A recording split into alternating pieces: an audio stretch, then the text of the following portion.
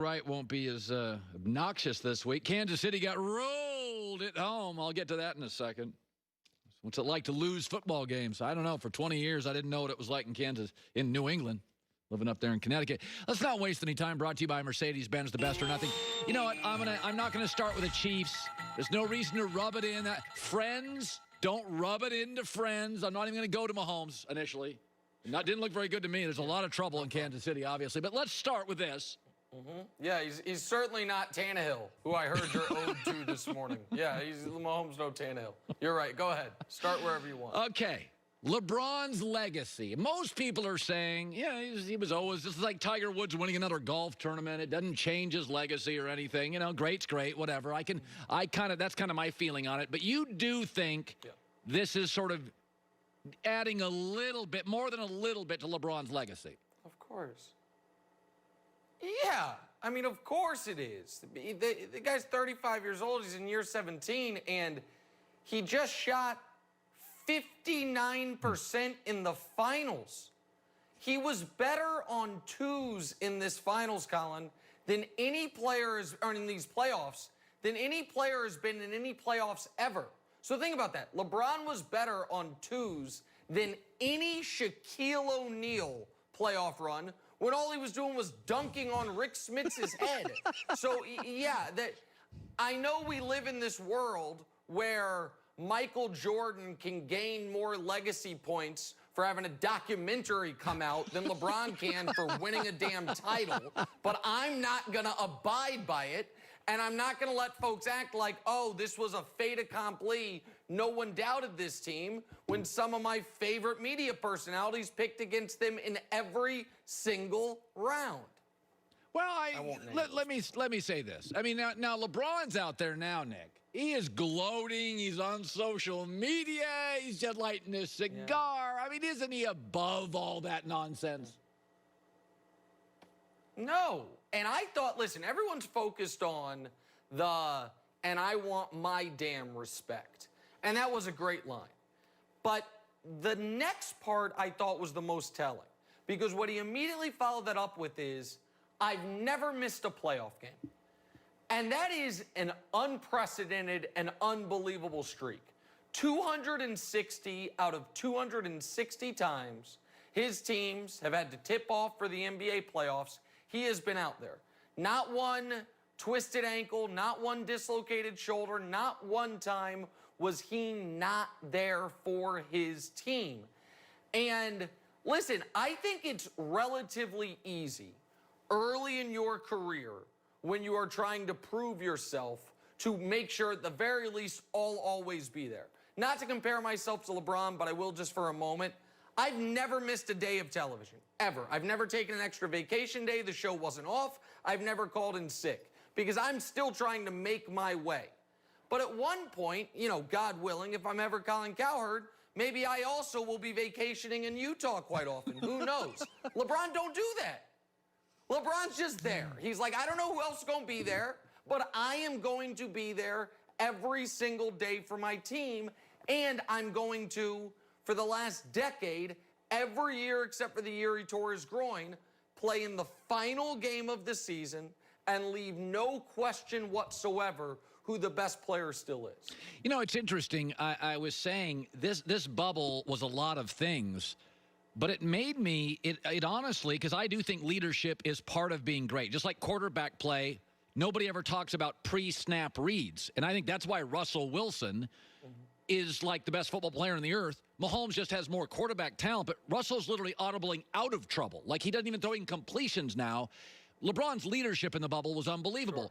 And after this bubble, I never thought I would say this, I think the gap is greater between LeBron and the second player as he goes into his 18th year. Oh, I mean, and I never thought I would say that. I honestly think seconds Kawhi. 1,000% agree. You do.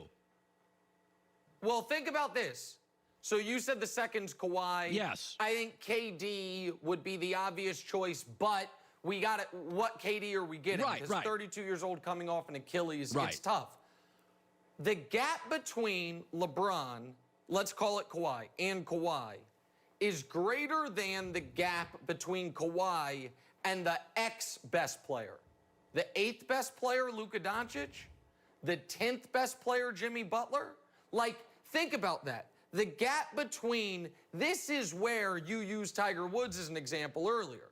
At one point in his career, the gap between Tiger and the 2nd best golfer in the world was bigger than the gap between the 2nd best golfer, Phil Mickelson, and the 20th best golfer, Seve Ballesteros, whoever the hell it was. That only seems to be growing. And Seve Ballesteros probably was a little old by then, but you know what I'm talking about. Yeah. Like, that only seems to be growing. And so I do think, listen, LeBron does not need 6 rings to be better than Michael Jordan. But for those folks that say he will, you've got to recognize, if right now, Colin, if I set his over-under on rings at 5, not 5.5, at 5, which side are you taking? What do you think is more likely? He never wins another one, or he wins 2? I think it's clearly the over. I think if you set it at 5, you have to take the over. Because how are you going to bet on him not winning another ring? How are you going to bet on him win? Worst case scenario for him, when he's 40, he can be a rich man's Jason Kidd. Yeah. And Jason Kidd's the 42nd greatest player of all time. And he can just be that forever if he wants to. So I don't know how his game is going to age entirely, but I know, barring horrifying injury, it's going to age beautifully. 2 football topics. Number 1, I always had one concern about Brady. Intense, detailed, buttoned-up environment. He's an overachiever, aspirational, and he goes to cocktails at 5:30, loosey-goosey, Ybor City, fun Tampa. I didn't care about changing offenses or coaches. What I cared about is the culture in Tampa has a very low standard. And having lived in Connecticut, the culture is academic, it's prep schools, the Bruins win, the Red Sox win, the Patriots win, the Celtics win. Winning is absolutely, there is no content. You win or you're a loser. And in Tampa, you get to the playoffs to celebrate. And he yells at a teammate. 6 days later, people are still asking about yelling at a teammate. I think it is something. I do think this is going to be a struggle. Am I wrong? No, so I agree with almost everything you said. I don't know if I'd lump the Celtics in with the winners. They have won titles since the Berlin Wall fell, so they're kind of holding the rest of the city down. But otherwise, you're spot on. So a couple things here, Colin. One is this. While there was so much kvetching last year about Brady doesn't have weapons, he doesn't have enough help, what he did have was the most detail-oriented, well-coached, precise team in the league. And now he's in Tampa, he's got all these weapons, and they're constantly in 3rd and 15 because the center headbutts a guy, and it's not sitting so well with him. Where I will defend Tom's teammates to a degree is this. If you are going to demand perfection or execution or attention to detail from your teammates, it's probably best that the only 2 categories that you lead the league in not be pick sixes and forgetting what down it is. So maybe Brady should be a little better if he's going to dog cuss his teammates, but in general, I agree with you. Well, that felt kind of cheap, but funny nonetheless. Okay, finally. I don't know. Yeah. We're getting kind of used to Mahomes falling into these crevices and these deficits, and this past weekend he couldn't get out of it. And listen, we know Kansas City's got a lot of brain power in offense and a lot of talent, and their coordinators always get head jobs. But, a little sloppy to me. One of these holes you couldn't dig out. Aren't you a little troubled? Yeah. Little troubled by what you saw against the Raiders? Oh, I'm bummed because they had a real shot at 21 straight wins, which is the 03-04 Patriots record. Once they got through Baltimore, that was on the table. Instead, it snaps at 13, so they're going to have to start a new streak. The streak of never losing a football game by more than 1 score since Mahomes has taken over, though, is still alive, so I'll take some solace in that. Also, I thought it was very cute how many people were once they lost to the Raiders. Oh, and you know who's next? Josh Allen and the Buffalo Bills. Watch out. The next face of the AFC, and then they get their teeth kicked down their throat on national television by Ryan Tannehill and company, and we're just going to, ignore that for a bit. So, listen, the Chiefs' offensive line has to be better. Yes. The defense against the Raiders played the worst game it's played in 2 years, so they need to snap back into it. But I I think right now it is a little in vogue to say, oh, the Chiefs, they may be a little overrated. I would just venture to the audience or anyone thinking that, if I say I will take the Chiefs, you can have any other team in the AFC. Is that a deal you're taking? My guess is no, because they did dominate the Ravens. I know, Colin, all of a sudden you really like Tennessee. Prior to last night, their 3 wins had come by a combined 6 points, so I'm going to hold out a valuation on them, and we'll get to see them play the Buffalo Bills here this coming Monday night. So I'll still take the Chiefs versus the AFC field, and we'll see how it works out. But unfortunately, they're not going to go 16-0. I thought they could. They're not going to win 21 straight. I think 14-2 is probably going to have to be enough. I mean, look at him. The Chiefs are winning Super Bowls, and the Lakers are winning. Yes, look at him. This is when my teams win, I'm humble. I'm just very gracious. I mean, he has a good 6 months, and look at him here. It's just... Oh, yeah.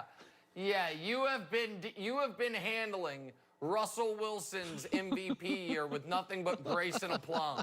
There's been no I told you so's at any point. Check the tapes, America. Unbelievable. Get out of here. All right, Nick Wright, first things first. Good I'll talk seeing to you later. All right.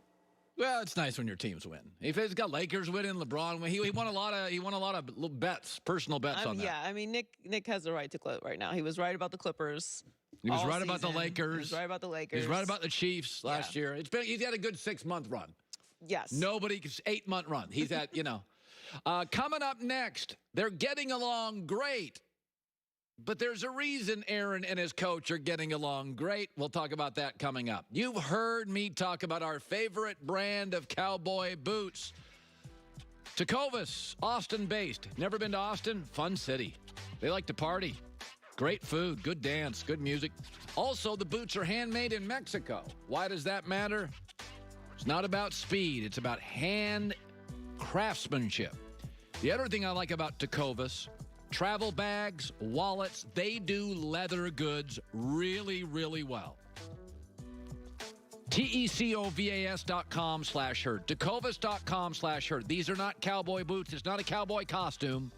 Wear them to the boardroom. Wear them on a night out on the town. Feel taller and be a little taller. Austin-based, handmade in Mexico, and no middleman. They make them, you buy them, keeps the prices right in line. Tecovas.